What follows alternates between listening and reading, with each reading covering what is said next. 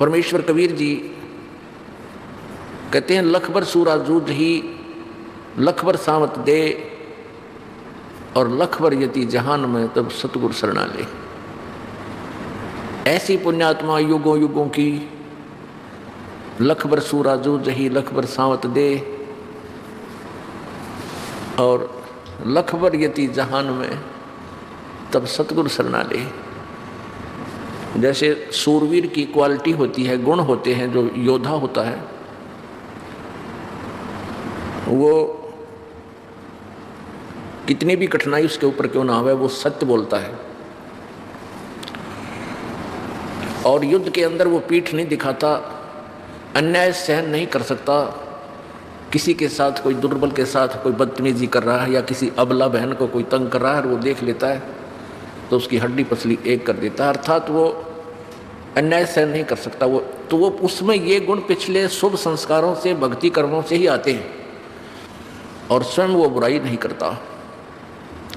तो कैसे ऐसे ऐसे लाख जन्म हो चुके हों जिस प्राणी के, ऐसे सूरवीर, ऐसी अच्छी आत्मा रहा हो, और लख भर सावत दे। सावत दे बोलते हैं जिसका शरीर हाथ, जिसके दोनों हाथ घुटनों से नीचे तक लंबे होते हैं, ये पहचान होती है उस महान आत्मा की। अब तो शायद विश्व में कोई शायद ही हो, नहीं पहले बहुत हुआ करते थे, 2-4 एक समय में हो ही जाते थे। वो बहुत पुण्यकर्मी प्राणी होता है जिसके दोनों हाथ घुटनों से नीचे तक चले जाते हैं। और लख भर यति जहान में, यति जति जिसको बोलते हैं, जैसे हनुमान जैसे महापुरुष और भी बहुत से प्राणी हैं जो अपने सतदत्त पर ठीक रहे खुश।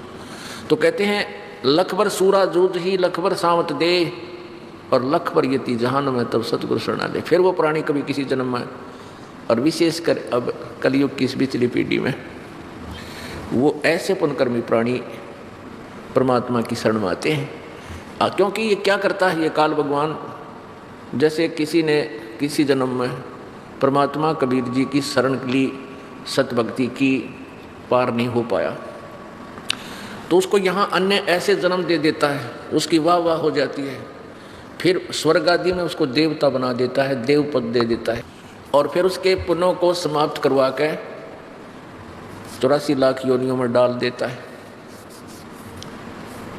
और फिर कुछ बचे हुए पुण्य और पापों का संयोग करके एक मानव शरीर भी उसको टर्न वाइज देता है।